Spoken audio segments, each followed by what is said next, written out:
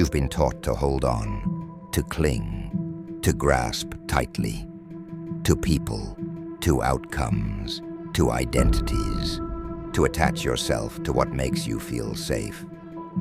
But the more you hold on, the more you suffer. True detachment isn't cold. It's not distance. It's not apathy. It's power.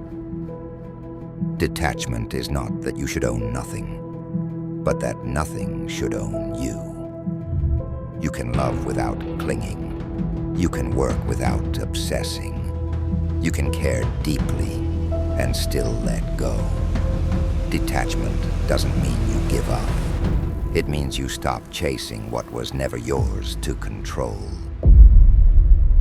The world teaches you to attach your identity to things, to achievements, to possessions, to how people see you, to the story of who you think you are. But Manly P. Hall once said, "The world is a school, and life is a lesson in letting go." Everything you cling to externally is temporary. Titles fade, people change, bodies age, success comes and goes. And yet, you were never meant to be owned by any of it. Detachment is not the absence of care. It is the presence of clarity. When you are detached, you act without fear. You speak without needing approval. You move through the world not as a beggar, but as a being who is whole, regardless of what stays or leaves. This is not weakness. This is mastery. The ego says, "I need it to feel okay." The soul says, "I am okay without it." When you stop needing everything to go your way, life starts to flow your way. Because detachment brings presence, and presence is power. You stop reacting. You stop controlling. You start seeing. Detachment lets you witness the world without being swallowed by it. You see clearly. You act calmly. You love fully. And you let go easily. That's not indifference. That's spiritual intelligence. Clinging is not just a habit. It's a survival mechanism. From the moment you were born, you learned to hold on to comfort, to safety, to anything that felt like love. A child cries and the world responds. Warmth, milk, touch, attention. And with every response, a message is carved into the nervous system. If I hold on tight enough, I won't be left behind. This is where attachment begins. Not in the mind, but in the body, in the places where fear first entered. As we grow, we don't unlearn the pattern. We just change the object of desire. We cling to approval, to success, to people, to the image of who we think we need to be. We're not taught how to let go. We're taught how to get more status, more attention, more validation. The world sells us the illusion. That fulfillment lies just beyond the next attachment. If I can just get that, then I'll be whole. But wholeness can't be given. It has to be uncovered. And that's where the fear begins. Because to be whole without needing means surrendering everything you thought you had to chase. It means facing the one thing we spend our lives avoiding. Emptiness. The fear of being nothing, of having nothing, of meaning nothing. But here's the secret most people never hear. That emptiness is not your enemy. It is your doorway. It is in the emptiness where freedom lives, where the soul breathes, where the self is no longer defined by what it owns, but by what it is. But the ego doesn't want that. The ego wants form. It wants labels. It wants control. It says, you are your job. You are your body. You are your name, your bank account, your followers, your status. And when those things are threatened, the ego panics. It grasps harder. It fights to survive. Because without its attachments, it has no identity. But the soul doesn't fear letting go. The soul was never attached to begin with. It knows you can own things without being owned. You can love someone without losing yourself in them. You can achieve success without becoming a prisoner to it. You don't suffer because you care. You suffer because you cling. Clinging says, this must stay the same. Detachment says, everything moves, let it move. Paul once wrote that the initiate, the one on the path to wisdom, must learn to stand alone, unshaken by loss, untouched by praise. Why? Because truth lives in the stillness beyond desire. Until you stop chasing what you think you need, you'll never realize how complete you already are. The fear that you are nothing without your attachments is the last illusion to break. And once it breaks, something extraordinary happens.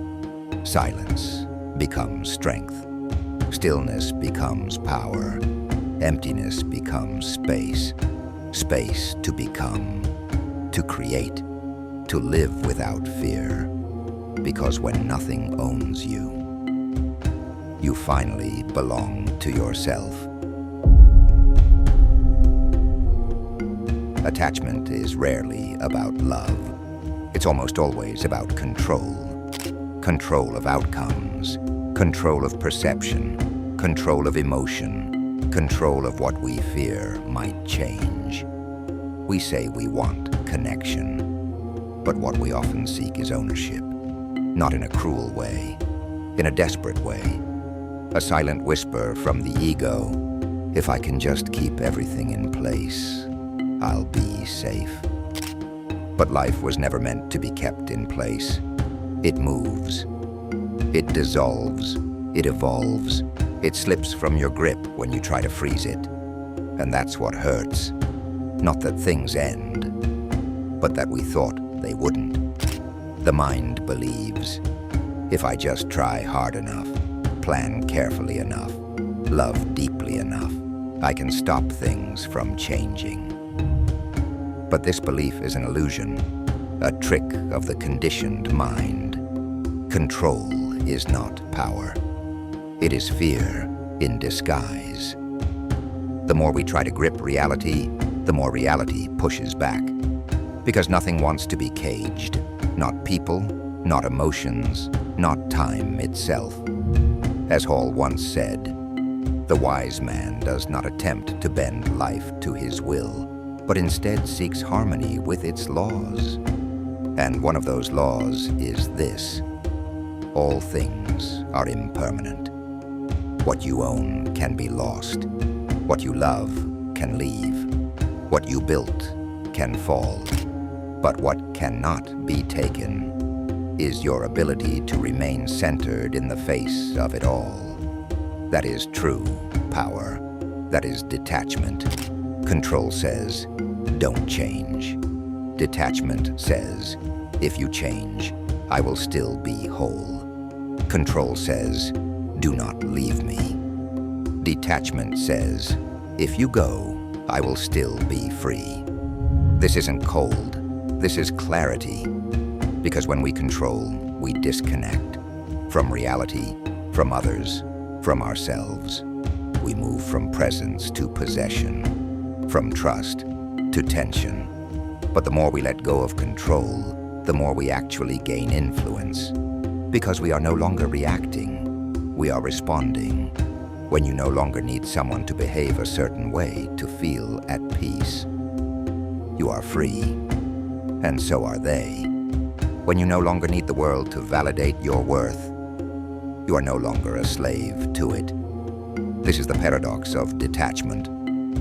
Let go, and life flows toward you. Chase, and it runs. Control creates resistance. Surrender creates magnetism. The universe doesn't respond to fear. It responds to alignment. And alignment happens when you trust. Not passively, but actively. You still act. You still love. You still give. But you no longer collapse when life moves differently than you expected. You no longer fall apart when people change.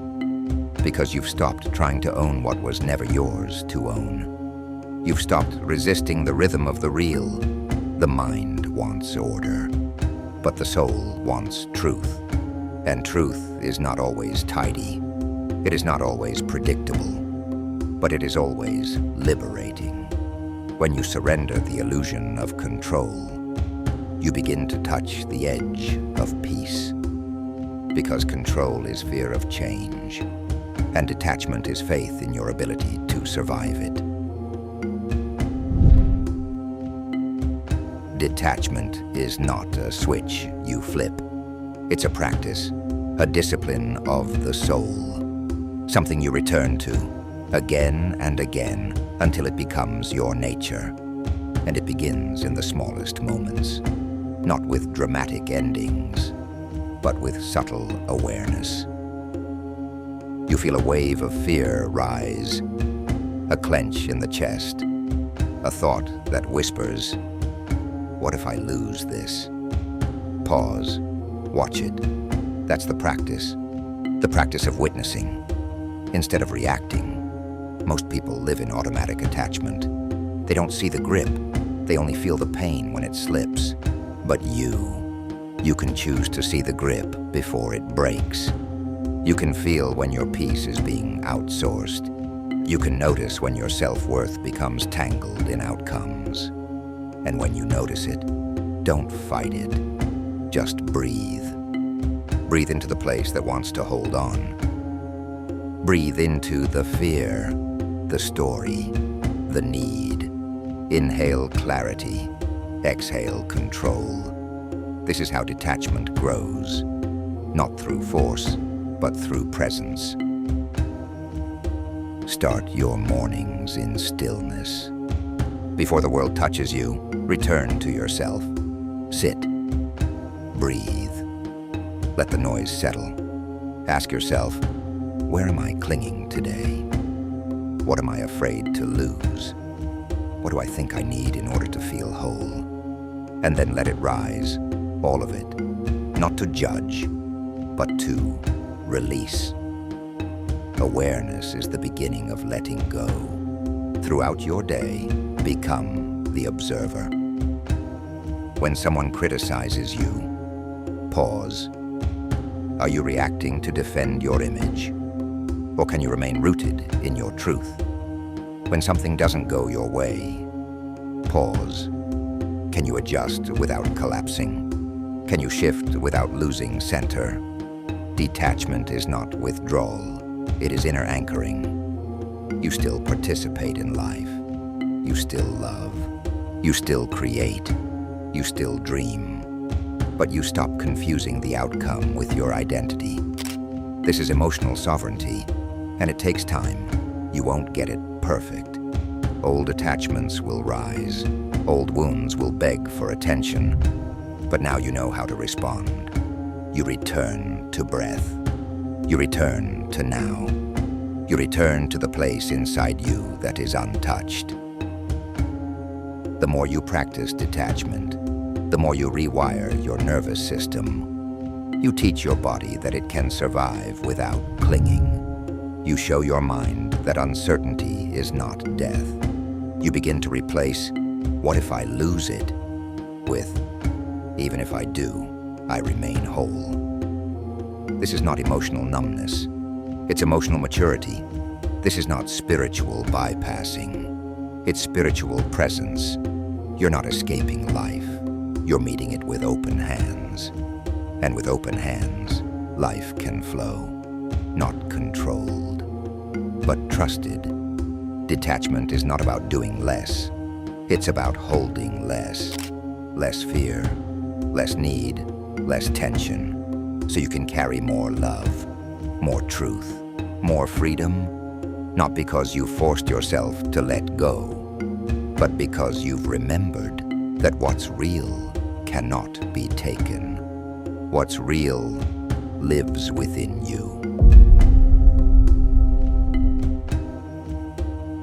What does it feel like to live unattached? It feels like breathing deeply, like walking without armor, like loving without fear. It's not that nothing matters, it's that everything flows. You stop gripping the world with anxious hands. You start moving through it with open palms. There's a stillness in you now, a quiet confidence, a calm that doesn't need to prove itself. You act, but you're not chasing. You care, but you're not clutching. You give, but you're not expecting. And in that space, you find your power. You begin to live lightly, not superficially, but with lightness of spirit. You stop demanding that life bend to your will, and instead, you begin to listen, to harmonize, to trust. Peace is not escape, it is alignment. When you are detached, you are in alignment. Your joy is no longer tied to what happens outside of you. It comes from the clarity within you, from knowing who you are, even when things fall apart. You no longer collapse when someone leaves, because no one holds your center anymore. You no longer shatter when plans fail, because your peace is not built on outcomes. You're not indifferent, you're just unshaken, because now you move with the soul. And the soul does not cling, it flows. It knows that life is a river, and everything you try to hold on to too tightly will slip through your fingers. So instead, you let it come, you let it go, you let it move, and in doing so, you remain whole. This is the freedom you were born for. Not a life of endless striving, not a life of anxious attachment, but a life of depth, rhythm, and quiet knowing. You can love fully and still release. You can give everything and still be full. You can lose and not lose yourself, because you no longer live at the surface. You live rooted in what cannot be shaken. That is the gift of detachment.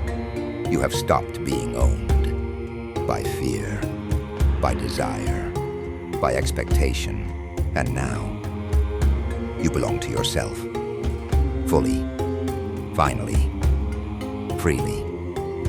If this spoke to something deep within you, you're not alone. At Arcane Praxis, we explore the forgotten wisdom of the inner world. For those who are ready to see differently, live consciously, and let go of what no longer serves.